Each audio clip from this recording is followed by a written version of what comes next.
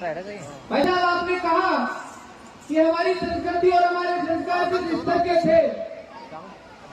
हम विश्व में किस प्रकार हमारा हिंदू समाज के, इस भारतीय समाज के नौजवानों के सामने ये विश्वास दिलाता हूँ कि ये नौजवान, ये युवा तरुणाई यहाँ से निकलकर इस देश को फिर से परम भेदों के रास्ते पर किस प्रकार ले जाएंगे, इस पर चर्चा करेगी। मैंने पहले भी कहा था कि एक विचार चला करता था जो जिसको बाहर तक सीमित था, लेकिन आज हम राम को लाए, इस बात की अगर चर्चा होती है तो हमारा सीना गर्व से चौड़ा हो जाता है। और भाई साहब, आपको यह भी विश्वास दिलाता हूं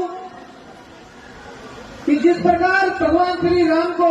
एक आदर्श के रूप में पूजा जाता है, ये सभी नौजवान साथी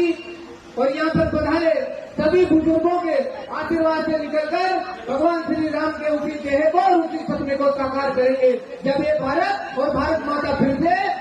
विश्व गुरु के सिंहासन पर आसीन होगा। आपने हमारी सीमाओं की भी बात की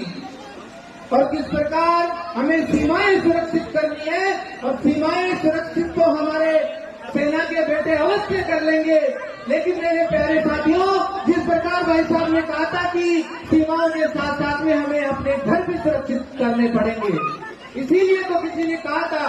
कि दर्द कहां तक पाला जाए, युद्ध कहां तक टाला जाए, दर्द कहां तक पाला जाए, युद्ध कहां तक टाला जाए, तू भी है राणा का वंशज, फेंक जहां तक भाला जाए, और जिसके दोनों तरफ लिखा हो भारत, सिक्का वही उछाला जाए। और मेरे प्यारे साथियों, हमें अपना घर भी सुरक्षित करना पड़ेगा।